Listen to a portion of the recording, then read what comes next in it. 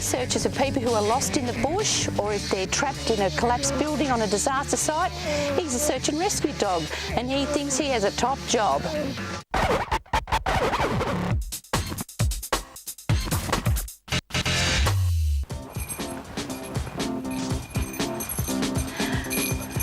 He wears a harness, so people that are other searchers in the bush know that he's a working search and rescue dog, and he wears the bell, so as we can hear where he is in the bush all the time. Good find.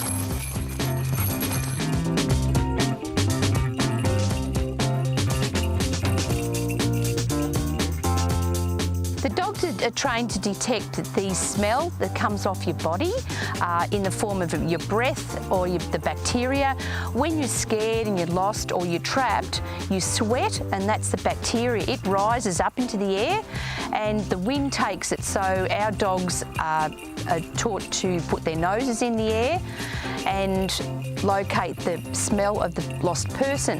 Their noses are amazing. If we could see as well as a dog can smell, we could see another million colours in the world. So their noses are, they've never been able to invent a machine as well as a dog can smell. Show me.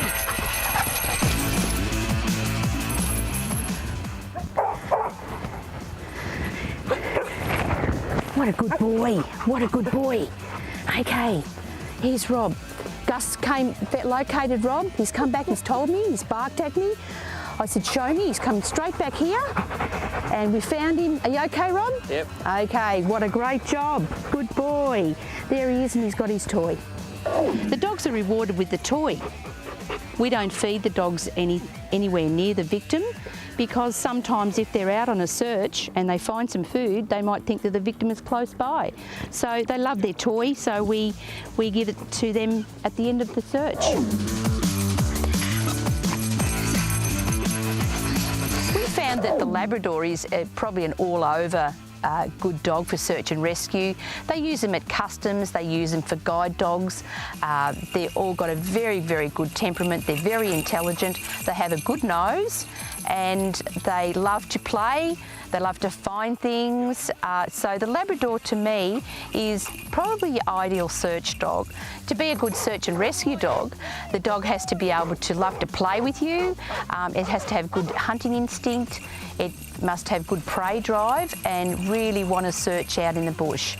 It must be intelligent, must have a good temperament, so he's not going to bite anybody or get listless or anything like that.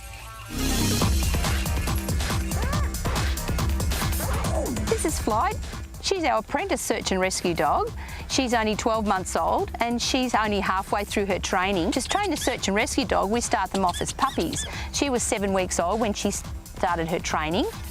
And then it's just a little game of hide and seek right from the beginning, and they're just looking for their toy when the victim has the toy. So, and we just expand on that, and then it just gets harder and harder for them as they get older.